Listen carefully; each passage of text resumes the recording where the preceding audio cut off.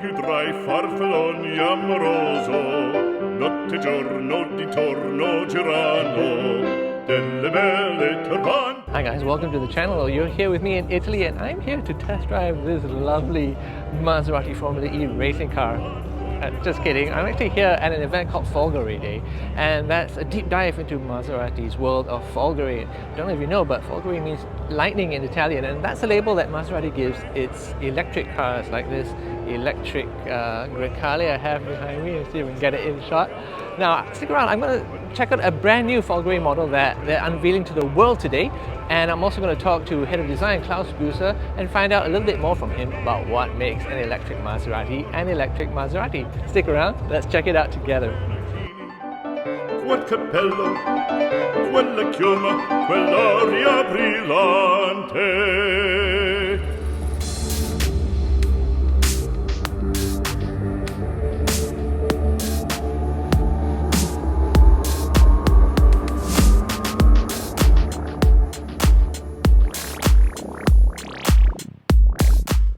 So here it is, the GranCabrio Folgore.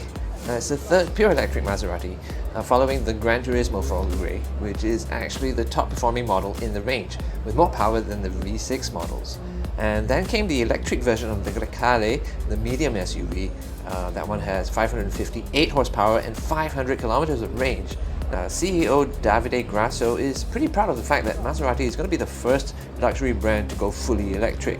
Next year, the MC20 supercar is going to get a Folgore version, and then a new large SUV, let's call it the new Levante, and that's coming in 2027. And finally, the next Quattroporte is coming in 2028 as a Folgore. So boom, fully electric lineup done. So with the GranCabrio Folgore, Maserati is more or less halfway to being fully electric. By the way, if you're addicted to petrol power still, you don't have to worry. Grasso has actually said that even though Maserati is going to be ready to be fully electric by 2028, he's not going to commit to a date when they're going to stop selling engine-powered cars. He says he's going to let the market decide. Well, there it is, this gorgeous beauty behind me, the new Maserati GranCabrio Folgore. I think it's down there somewhere in that Sea of Humanity. Let's go have a closer look and see if we can get a few details in.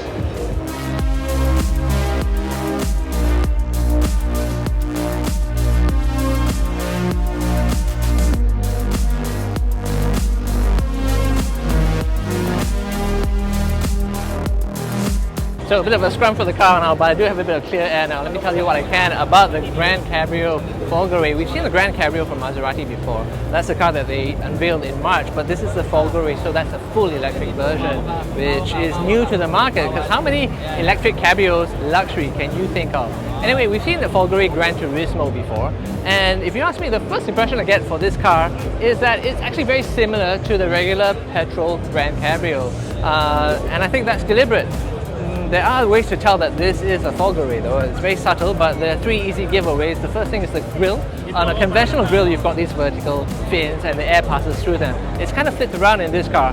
The fins are what let the air pass through, and that's because you still need a little bit of cooling for electric cars, for the battery and for the motor controllers, stuff like that. The second clue is actually the wheels. They actually have a tridente kind of design, but they're actually designed to be low drag as well, just to improve the range and improve the aerodynamics. Finally, the three grills on the side of the car, every Maserati has them, but the Folgore models, they're actually illuminated, so they actually light up to give a very modern touch to a very classic design cue.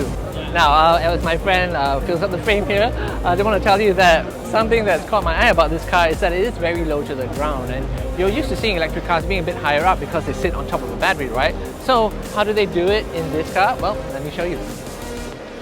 Okay, so here's where all the magic happens. Now, the GranCabrio is a very low-slung car, and this is the reason why. I'm sure you're more used to seeing electric cars with that sort of skateboard pattern where the car is more or less on top of a battery bank. Well, have a look at this. Maserati calls this the T-bone layout, and this is the battery pack for the Gran Turismo Folgore as well as the GranCabrio Folgore. And you can see that it places the batteries between the seats, and that's why you can sit so low in the car. There's some batteries in front of your feet as well, and this is where the battery pack sort of tops out at the back. Behind here, they're not showing it to us here, but there's basically two motors that send power to the rear wheels individually. There is a front motor as well, of course, so that gives the Folgore four-wheel drive, very, very fast car. Oh, something else I want to tell you is that this is an 800 volt architecture-based system. The GranCabrio Folgore is 400 volts, and 800 volts basically gives you lighter wires, but also gives you faster charging. So the engineers were telling us that at the top speed of top rate of charging, you could pump 100 kilometers of range into this car in just 5 minutes. So this is something you can't see in the car, but I bet you it's something you can really feel. Okay, I haven't seen any specs for this car, but as I said, it is probably sharing the drivetrain of the Gran Turismo Folgore, and if that's the case, then it should have a 3-motor setup. So that gives it 761 horsepower, and the hardtop gets to 100 in 2.7 seconds. This one I expect to be slightly slower because being a cabriolet, it should actually be a bit heavier, but it should be comfortably under 3 seconds. And the other exciting thing about this car is there are 2 rear motors, and they can drive each rear wheel individually, and that should help to turn the car. So this ought to be a very exciting car to drive. If you hang around this far, I think you deserve some clear shots of the GranCabrio, so here's a nice turntable shot. And here's a reminder that this is a 4-seater, so you're supposed to take 3 good-looking friends along with you for the ride. And finally, the payoff we've all been waiting for, the cabrio part of the GranCabrio Folgore.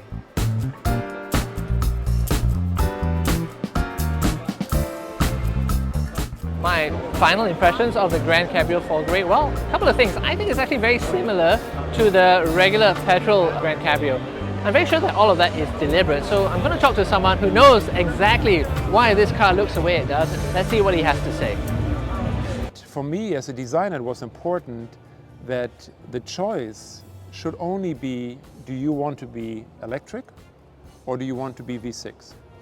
It shouldn't be, well, I want to be this, but I like that design. So what we did is we created an amazing design, and now it becomes your choice to equip it electric or equip it with combustion. But the notion to say this is an electric car, no, this is a Maserati. Now, I don't know when the first Folgore car is arriving in Singapore. It could be late this year or maybe even early next year. Let me know what you think. Would you get this car or would you stick to good old combustion power? Like, is a Maserati without a combustion engine? Let me know. I really want to see what you have to say about that. Thanks for watching. See you again.